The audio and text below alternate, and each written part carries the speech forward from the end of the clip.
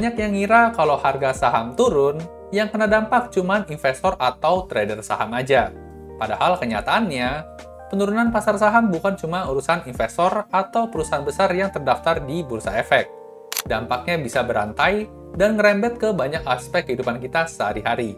Bahkan buat kamu yang ngerasa nggak punya saham sekalipun atau nggak pernah investasi, efeknya bisa kamu rasakan secara langsung. Nah, di video ini, saya bakal share nih 4 poin penting yang perlu kamu perhatiin tentang gimana anjloknya harga saham bisa langsung berdampak ke kehidupan kamu.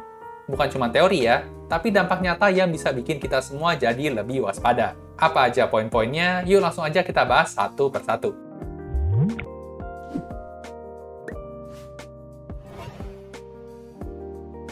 Per video ini dibuat, indeks harga saham gabungan atau IHSG udah melemah sekitar 20% dari titik tertingginya 6 bulan lalu. Ini artinya, kalau kamu punya aset di saham, misalnya sebesar 100 juta 6 bulan lalu, kemungkinan besar, sekarang nilainya udah nyusut nih, sekitar 20 juta atau bahkan lebih. Tapi mungkin kamu mikir, saya kan nggak punya saham, jadi nggak akan kena dampaknya. Biar saya nggak punya saham, saya bilang. Tapi kenyataannya nggak sesederhana itu ya. Karena kalau kamu termasuk masyarakat yang bekerja formal di kantoran, ada kemungkinan kamu sebenarnya punya nih paparan ke pasar saham tanpa kamu sadarin. Misalnya, dari program asuransi kesehatan atau asuransi jiwa yang berbasis investasi seperti unit-link. Produk-produk unit-link ini biasanya mengalokasikan sebagian premi yang kamu bayar ke instrumen investasi nih, seperti saham atau reksadana saham. Jadi kalau IHSG turun drastis, nilai investasi di produk asuransimu juga bisa ikutan turun. Nah, selain itu, contoh lainnya ya, kalau kamu nabung dana pensiun lewat reksadana saham atau instrumen investasi lainnya, penurunan IHSG ini juga berdampak langsung ke nilai portofolio kamu. Apalagi kalau kamu punya target finansial tertentu ya di masa depan, misalnya pensiun dengan jumlah tabungan tertentu. Nah, karena turunnya nilai investasi, target tadi bisa jadi lebih susah atau butuh waktu lebih lama nih buat tercapainya. Dan hal yang paling bikin rugi adalah kalau kamu kebetulan butuh cairin dana tadi nih dalam waktu dekat. Mungkin karena lagi kondisi darurat atau ada kebutuhan mendesak lainnya. Kalau kamu cairin investasi di tengah kondisi IHSG yang lagi rendah ya kayak sekarang, bukan cuma profitnya yang lagi berkurang, tapi juga bisa-bisa malah rugi nih karena harus jual di harga yang lebih rendah dari modal awal. Nah, intinya, meskipun kamu ngerasa nggak pernah invest saham, produk-produk investasi yang terhubung dengan saham seperti unit-link, reksadana saham, atau mungkin program pensiun yang terdiversifikasi ke pasar modal sebenarnya terkena dampak langsung nih dari penurunan IHSG ini. Dan ini juga dampaknya bukan cuma teori, tapi nyata ya, dan bisa langsung ngaruh ke keuangan kamu. Oke, mungkin nggak semua dari kalian punya asuransi, siapin dana pensiun, atau punya reksadana saham. Kalau kamu aman dari poin yang pertama tadi, kemungkinan kamu bakal tetap rasain dampaknya nih, mulai dari poin kedua ini, yaitu pendapatan berkurang. Saat pasar saham ambruk, bukan cuma investor saham nih yang kena dampaknya, tapi juga investor yang berencana ngembangin bisnisnya di sektor real. Ketika kondisi pasar lagi nggak stabil, banyak investor besar menahan modal mereka.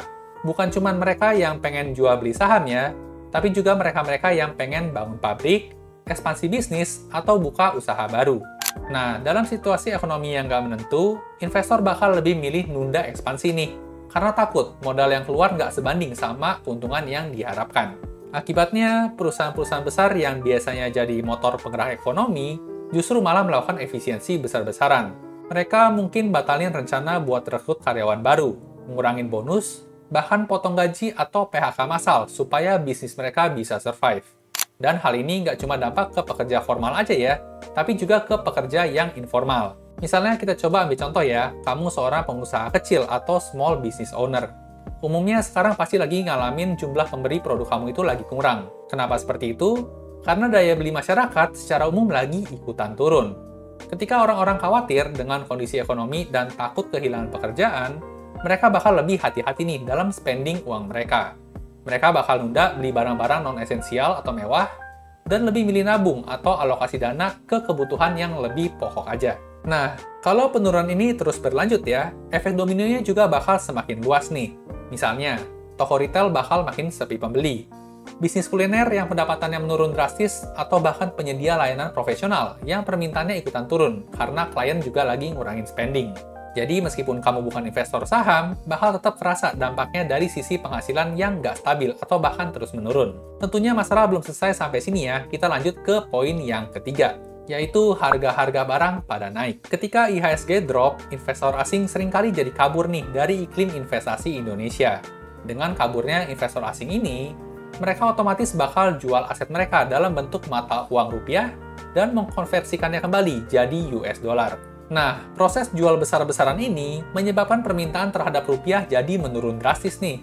Sementara permintaan terhadap dolar justru jadi meningkat tajam. Kita bisa lihat dari data tren ya, semenjak mulai turunnya IHSG di bulan September tahun 2024 lalu, nilai tukar rupiah yang sebelumnya ada di kisaran 15.100-an ya per US dollar, sekarang jauh melemah nih, hingga menyentuh hampir 16.600-an per 1 US dollar. Ini adalah pelemahan yang sangat signifikan ya dalam waktu yang relatif singkat. Mungkin bagi sebagian orang yang nggak terlalu ngikutin berita ekonomi, angka-angka tadi kayaknya agak abstrak ya, tapi dampaknya bisa langsung dirasain sama masyarakat nih. Ketika nilai tukar rupiah melemah, harga barang-barang yang diimpor dari luar negeri otomatis jadi melonjak.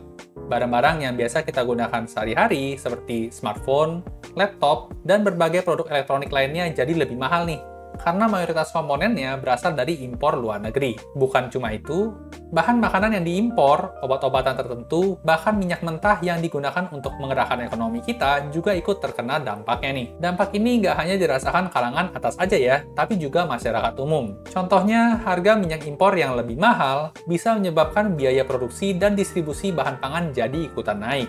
Ujung-ujungnya, harga kebutuhan pokok di pasar pun ikut melonjak.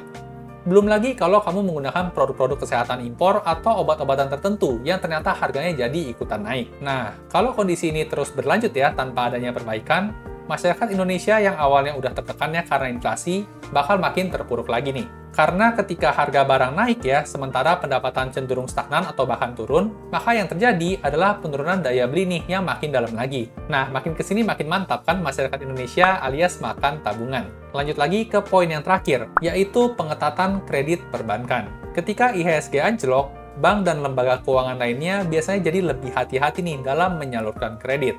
Kenapa? Karena penurunan IHSG seringkali dianggap jadi tanda bahwa kondisi ekonomi lagi nggak stabil nih, atau beresiko tinggi.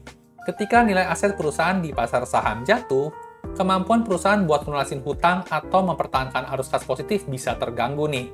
Ini membuat perbankan khawatir resiko kredit macet jadi meningkat, khususnya terutama yang dari sektor korporasi ya, yang sebelumnya dianggap aman-aman aja. Perusahaan-perusahaan besar yang ngalamin penurunan nilai saham cenderung ngurangin belanja modal nih, dan mulai fokus pada efisiensi biaya. Dengan kata lain, mereka bakal nunda ekspansi bisnis atau bahkan motong anggaran buat proyek-proyek penting. Nah, tentunya kondisi ini buat bank jadi makin ragu ya dalam memberikan pinjaman besar kepada perusahaan-perusahaan yang sebelumnya dianggap stabil. Namun, sekali lagi, dampak dari pengetatan kredit ini nggak cuma dirasakan oleh korporasi besar. Masyarakat umum termasuk kamu juga bakal ikut terdampak. Contohnya, misalnya kamu ingin ngajuin KPR buat beli rumah, kredit kendaraan, atau mungkin pinjaman buat modal usaha kecil. Kamu mungkin bakal ngalamin syarat yang jauh lebih ketat dibandingkan dengan sebelumnya. Bank bisa memperketat persyaratan kredit dengan minta jaminan tambahan, ningkatin skor kredit minimum, atau bahkan nurunin jumlah kredit yang disetujui nih. Nah, selain itu juga, dalam upaya ngurangin resiko, bank seringkali naikin suku bunga pinjaman juga. Artinya, walaupun kamu akhirnya berhasil ya dapetin pinjaman, beban cicilan yang perlu kamu bayar tiap bulannya bisa jadi lebih besar lagi. Dan ini bukan cuma memberatkan mereka yang berencana ngambil pinjaman baru ya, tapi juga orang-orang yang udah punya cicilan berjalan dengan skema suku bunga mengambang atau floating rate. Nah, pada skala yang lebih besar lagi, pengetatan kredit ini bisa jadi menghambat konsumsi masyarakat dan memperlambat perputaran ekonomi di sektor real. Nah, bayangin ya, kalau orang-orang nggak bisa dapat pinjaman atau terbebani dengan cicilan yang makin mahal, otomatis kemampuan mereka buat membeli barang dan jasa juga jadi ikutan menurun. Tentunya ini bakal berembet lagi ya, mengakibatkan ke penurunan penjualan bagi banyak bisnis, terutama di sektor properti, otomotif, dan UMKM yang bergantung pada pembiayaan dari bank. Kalau situasi ini terus berlanjut, dampaknya juga bisa jadi lingkaran setan nih buat ekonomi kita. Ketika kredit diperketat, aktivitas ekonomi bakal jadi melambat. Ketika ekonomi melambat, resiko kredit macet akan makin besar. Dan ketika resiko kredit macet makin besar, bank makin hati-hati lagi nih memberikan pinjaman. Ujung-ujungnya ekonomi bakal makin terpuruk. Nah, dari keempat poin tadi, semoga kalian jadi lebih paham ya, kalau penurunan IHSG itu nggak cuma masalah buat investor saham aja. Dampaknya bisa merembet ke banyak aspek kehidupan sehari-hari, mulai dari tabungan pensiun, pendapatan, harga barangnya makin melonjak, sampai kesulitan dapat kredit juga. Intinya ekonomi itu saling terhubung, jadi penting banget nih buat kita untuk selalu aware dan waspada sama kondisi pasar. Buat kamu yang udah nonton video ini sampai akhir, jangan lupa di like dan share ya, biar makin banyak orang yang tahu soal hal ini. Dan kalau kamu punya pendapat atau pertanyaan, boleh tulis di kolom komentar di bawah, biar bisa kita diskusin lebih lanjut lagi. Sampai jumpa di video berikutnya.